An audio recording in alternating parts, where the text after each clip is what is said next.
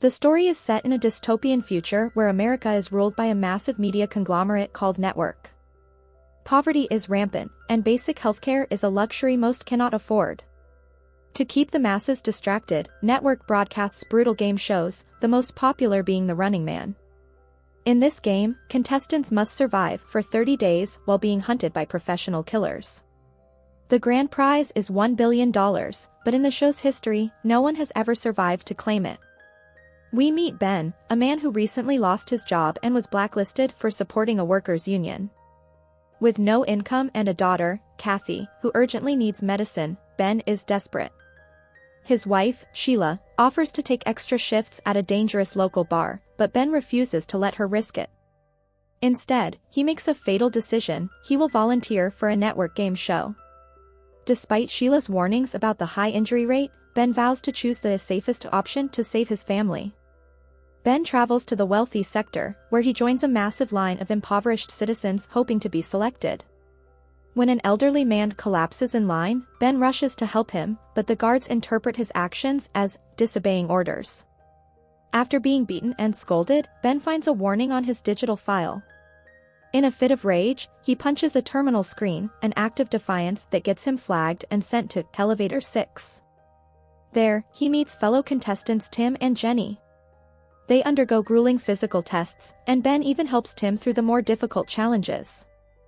Throughout the evaluation, Ben's defiant attitude catches the attention of the show's psychologists, who label him the angriest player they've ever seen.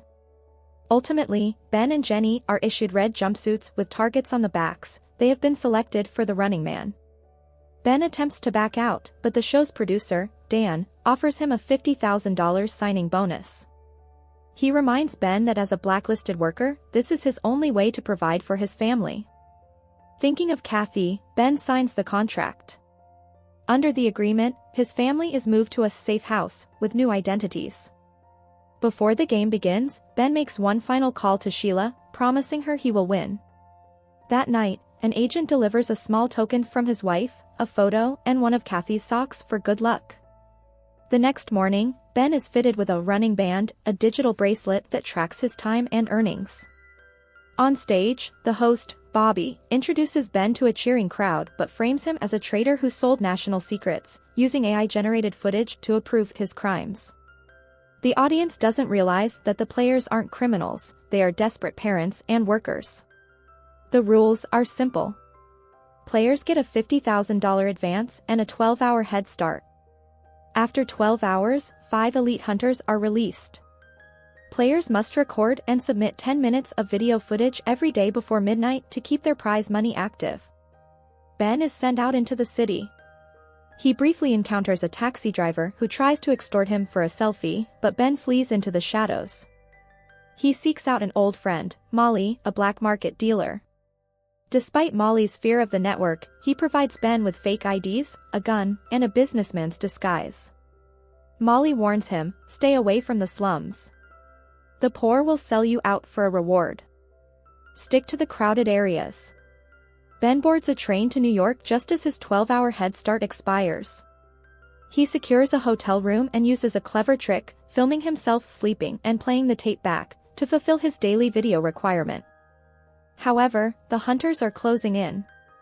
They capture and torture Molly, forcing him to reveal Ben's alias.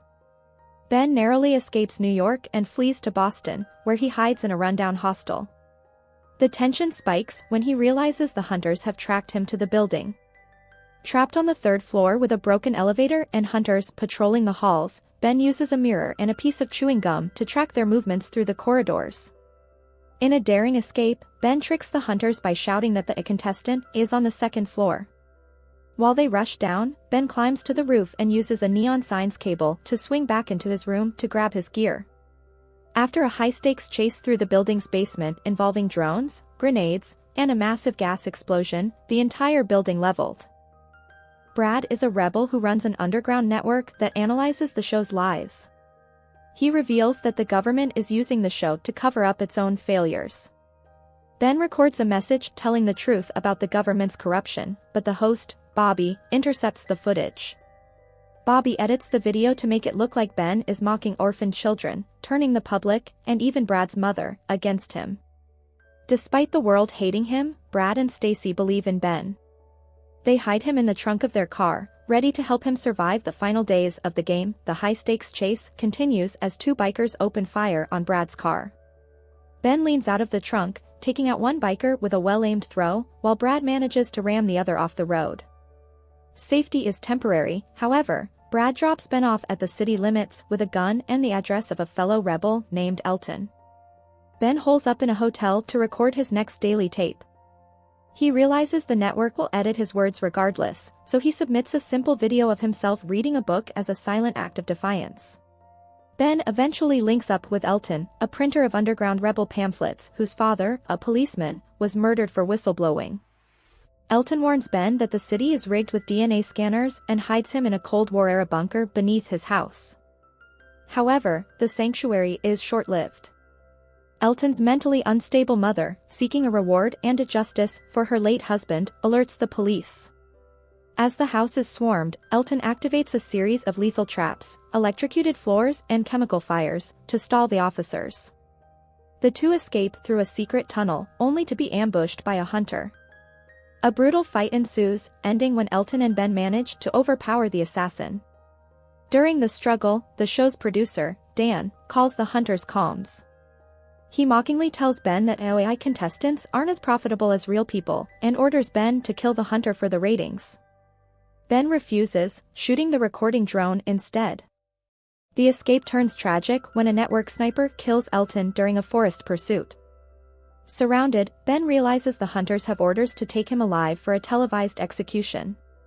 In a desperate move, Ben drives a rigged car off a bridge. The resulting explosion kills another hunter and earns Ben a massive survival bonus as he disappears into the river.